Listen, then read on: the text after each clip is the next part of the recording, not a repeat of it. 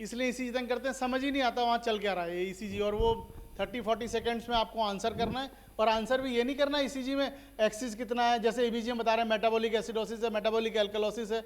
अरे अगर सोचो एबीजी में अगर अगला क्वेश्चन सीधा सीधा पूछें कि निधि इज हेयर, निधि कॉन्ग्रेचुलेशन, इसने एडिक पर अभी पास किया 2 दिन पहले रिजल्ट आया था, है ना। तो अभी हम लोगों ने निधि डिस्कस किया अब तक, हम लोगों ने एबीजी और एबीजी के क्वेश्चंस वगैरह हम लोगों ने डिस्कस कर लिए। So now we are starting ECG. Okay, तो ईसीजी में आपको सिर्फ डायग्नोसिस बतानी है। और बस अच्छी बात यह है कि ईसीजी मेनली 4 तरह के ईसीजी पूछते हैं वो लोग, 4 क्या क्या।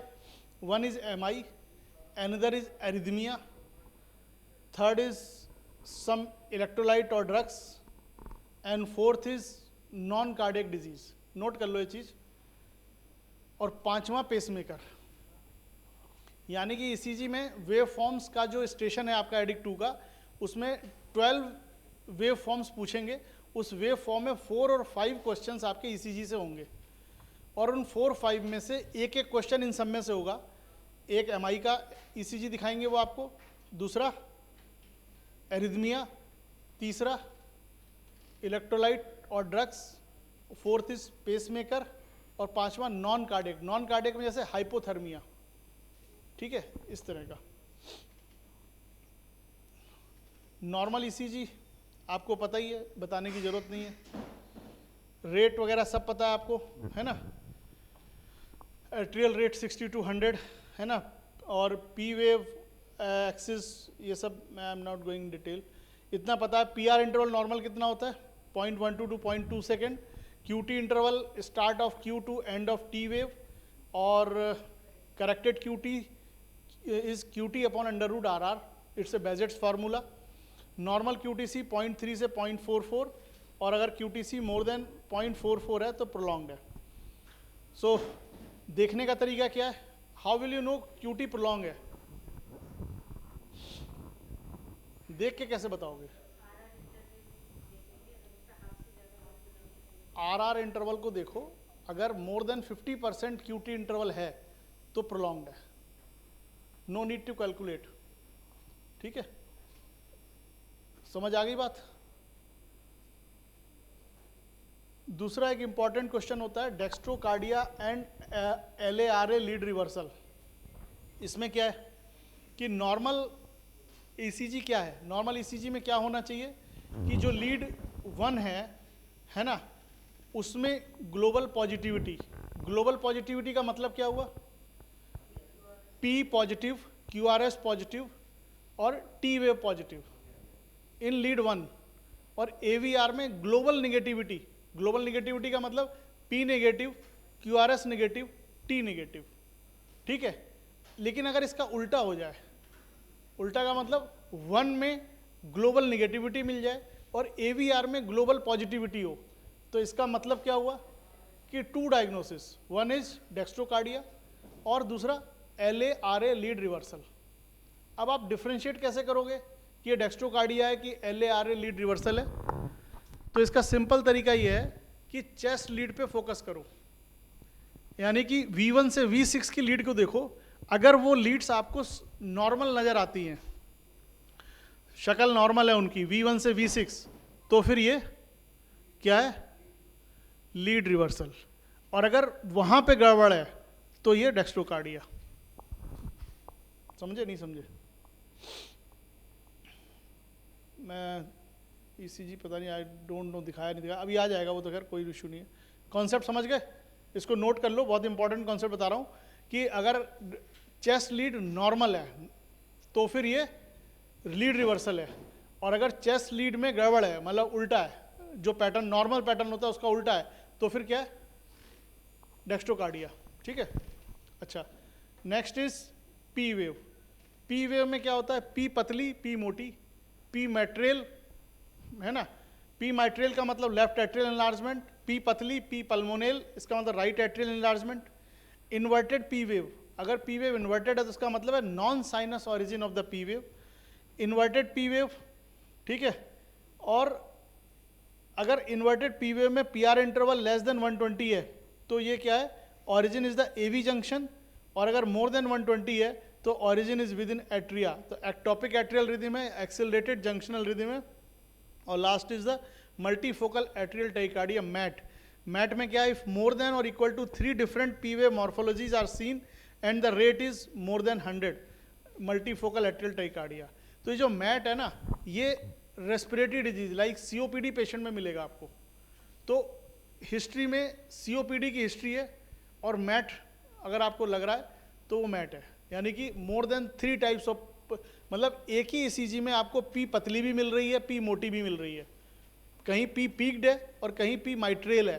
तो इसका मतलब क्या है, this is a mat. PR interval हमने अभी डिस्कस कर लिया, 3 to 5 स्मॉल स्क्वायर और 1 स्मॉल स्क्वायर कितना होता है 40 मिली सेकेंड, तो 0.12 या 120 to 200 मिली सेकेंड, ठीक है। तो 3 to 5 short PR interval. Short PR interval का मतलब है pre excitation syndrome. Pre excitation syndrome मतलब WPW सिंड्रोम और LGL सिंड्रोम, ठीक है। डिफ्रेंशिएट कैसे करते हैं, WPW है LGL है, डेल्टा वेव। अगर स्लर्ड अप स्ट्रोक है तो फिर ये डेल्टा वेव है, और डेल्टा वेव प्रेजेंट है तो ये WPW है। और अगर डेल्टा वेव नहीं है बट पीआर इंटरवल शॉर्ट है तो LGL है, समझ गए। AV nodal junctional rhythm.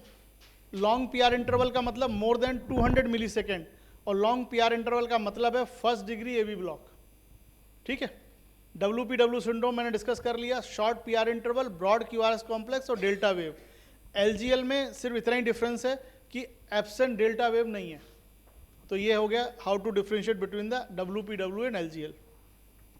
Then Q wave, any negative deflection that precedes an R wave, it's a Q wave, ठीक है। तो small septal Q wave, first AVL V5 V6, और Q wave absent होती है V5 V6 में, और normally Q wave are not seen in the right sided Leeds.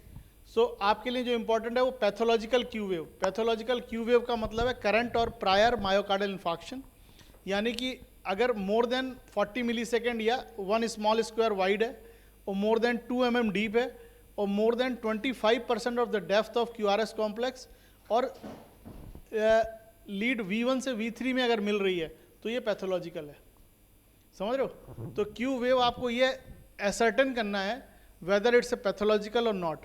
तो pathological के लिए मतलब क्या है, कुल मिला के मोटा मोटा ये है कि अगर Q वेव डेप्थ में ज़्यादा है, वाइड ज़्यादा है, और या यूँ कह लो कि QRS कॉम्प्लेक्स के 25% से ज़्यादा की डेप्थ है, 1/4 से ज़्यादा है, समझ गए। QRS कॉम्प्लेक्स जितना भी है उसके 1/4 से ज़्यादा डीप और ज़्यादा वाइड है तो वो पैथोलॉजिकल है, ठीक है। और अगर राइट साइड लीड में मिल रही है, V1 से V3 में मिल रही है, तो फिर ये इसका मतलब सिग्निफिकेंट है। QRS कॉम्प्लेक्स में क्या है कि नैरो और वाइड। नैरो का मतलब सुप्रावेंट्रिकुलर और वाइड का मतलब वेंट्रिकुलर।